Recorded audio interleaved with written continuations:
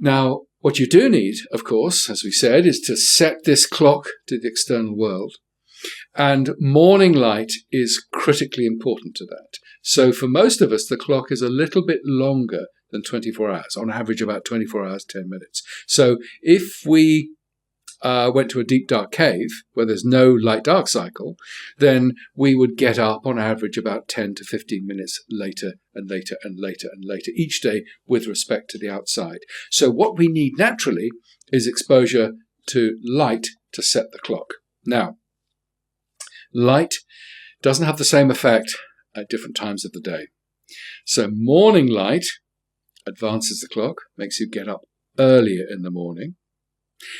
Dusk light delays the clock, makes you get up later the next morning. And we did a study on university students around the world, actually. And we showed that the later the chronotype, the more owl-like these students were, is the less morning light they got, which would make them get up earlier, but they slept through the morning, but then they got early evening, late afternoon light, which delays the clock. So part of our morningness versus eveningness can be affected by when we see light. And so we've recommended, when we were all agricultural workers, we got symmetrical exposure to light. So we stayed more or less aligned. But for teenagers, for example, and university students, they can be shifted later. Not exclusively, but partly due to when they see light. So the important bit here is the fact that the clock is beyond 24 hours, just slightly, and we need to get that bright morning light as soon as we can in the morning to bring that clock. Yes, advance it and bring it back each and every day, ideally. And that's going to keep us, keep our internal clock in sync with everything in life. Exactly, yes. Because, if you think about our biology, what we need to do is deliver the right stuff at the right concentration to the right organs and tissues at the right time of day. And so this clock acts as this master temporal structure on all of our biology, allowing us to do everything at the right time and the right sequence. And of course, for that to work, we have to align the internal day to the external world. And that's why light exposure is so very important. In fact, if you don't have eyes, then you drift through time. And we're working actually on Blind Veterans in the UK, Blind Veterans UK, the charity, and there's also Blind Veterans USA. We're working with those individuals to see what we can do. And in fact, part of our use of our understanding of how light is interacting with the clock, we've now got some drugs that will mimic the effects of light on the clock. And in our mouse studies, at least, we know we can actually fool the clock that it's seen light. Give this drug on a daily basis and take a drifting clock and make it exactly 24 hours, which is so cool because these individuals have no vision. We can't do much about that, tragically, but we can, I think, eventually give them back a sense of biological time. And it's really important. These are most people who are radically blind, or they've lost their eyes, want to have as normal life as possible. They're fiercely independent, and so they structure their day as much as possible. And I was talking to one chap who said he knew on a Wednesday he cut the lawn. So, he worked out where the lawnmower was within the shed and how he could generate lines on his lawn. And he was doing this, and then his wife came down and said, it's 3 a.m. in the morning. Basically, and this is, and in fact, it's very distressing because fiercely independent, they want to be, get on with their lives, and yet they feel as though they're constantly being tricked by their body and fooled. And it's a real knock on one's confidence. And so, it's going to be really important to give back that sense of time. And an interesting piece of this is that for somebody who is blind, in that case you just gave, that's somebody that's actually physically lost their eyes. Because if somebody is just blind for other reasons, the light, talk about this, what research is showing that they can still set the clock by getting light even though they're not seeing the light. That's right. This is some studies we started with mice, but we've also worked in individuals who've got eye disease. So they've lost their visual cells, they've lost their rods and cones, but they've retained those photosensitive retinal ganglion cells. And what's so extraordinary is that these individuals can they regulate their clocks perfectly normally. In fact, they also show a pupil constriction because, as I said, those photosensitive ganglion cells actually do more than just regulate the clock. So, no, it's really cool. But it raises a very important point, is that many ophthalmologists still don't know about this third receptor within the eye. And there has been a tendency to say, okay, well, you're blind, your eyes are no use to you. They're going to be a source of infection because you can't see to look after them. Why don't we just, for simplicity's sake, remove them, put in a prosthetic, and of course, that'll be so much easier for you. And of course, what that can do, and has been done, is to then plunge somebody into circadian blindness. They've already had visual blindness, and then unwittingly, the removal of those eyes will give them essentially unremitting jet lag for the rest of their lives. It's changing, but it's still being done, which is really frightening. So from a general sense here, putting this all together, we want to be cognizant of light at night, about a half hour before bed, you said, and just making sure we're dimming the lights. And then the other practical piece is when we get up in the morning, we're getting that light. I want to get granular on that morning light piece. Okay. Because some people are waking up, it's still dark out. We're going to get into hopefully later shift workers where they're, waking up or working during the night. But let's talk dosage. So somebody's getting up and they're saying, Russell, I'm in for this. I need to start working with light better in my life and my health. And how much and when do they do it? Let's get into all the nuances of how that works in the morning. This is really important. So the first point to make is that the circadian system needs a lot of light to set it to the external world. And so what orders are we talking about? Well, we know that around about 10,000 lux for 30 minutes in the morning is really powerful at setting the clock.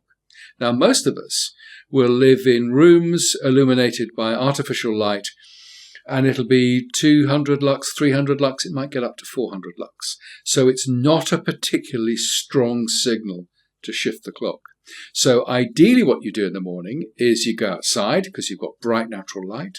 In the winter months, it's trickier.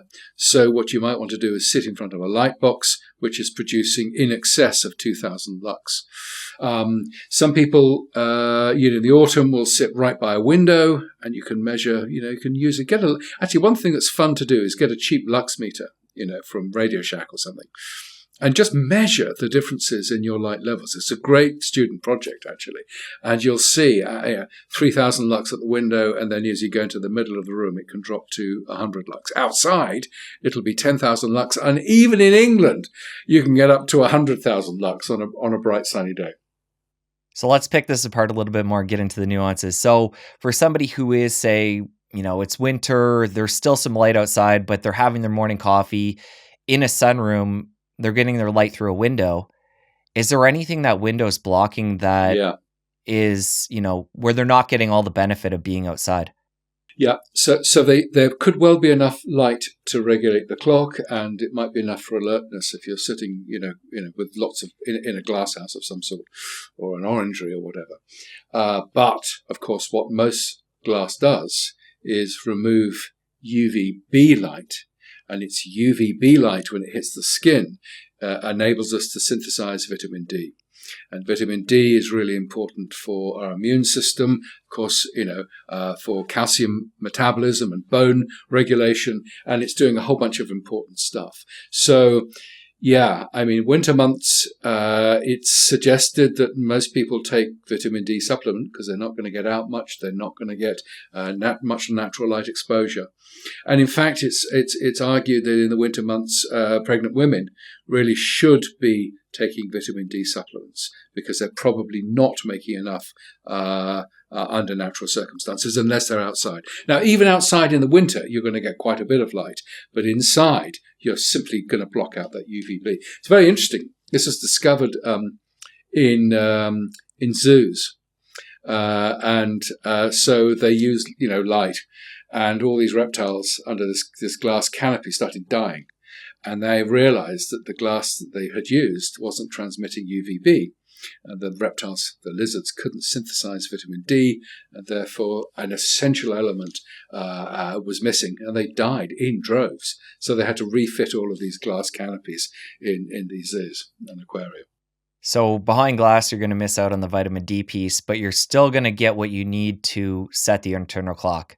Yeah, it's. I mean, as I say, get a cheap lux meter, and then you can actually assess how much in your room you're actually getting. And I think, in glass-walled orangeries and conservatories, I suspect enough will get through, but it may not. It's worth measuring. And as I say, you've got to be in that 2 to 10,000 lux range, for a good 30 minutes or so to reliably set the clock. It's a big issue in nursing home environments, where the sleep-wake cycles can be very poor.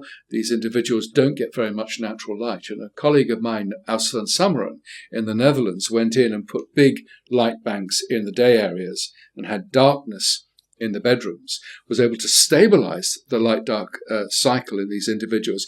That stabilized the sleep-wake cycle. It was a remarkable improvement, and those individuals showing an improved sleep-wake cycle actually increased their cognitive abilities by 10%. So it's a really nice illustration that you can improve both sleep, and therefore you won't need as many sedatives in the nursing home, and you can improve cognition just by changing the lighting conditions in the nursing home. Ideally, what you'd hope is that there would be a sunroom, and these individuals would spend the morning in the sunroom getting that light to set the clock. Anecdotally, so many people after a talk have come up to me and said, we took our aged mother on holiday, and, she just sat outside the cottage, and reading, and she said she'd never had better sleep. And of course, it was the advantages of being exposed to a bright morning light. Well, let's come back to the light box piece. For somebody that is in the middle of winter and they're in a northern climate and they can't get outside before work and get, enough light that way, how effective are these?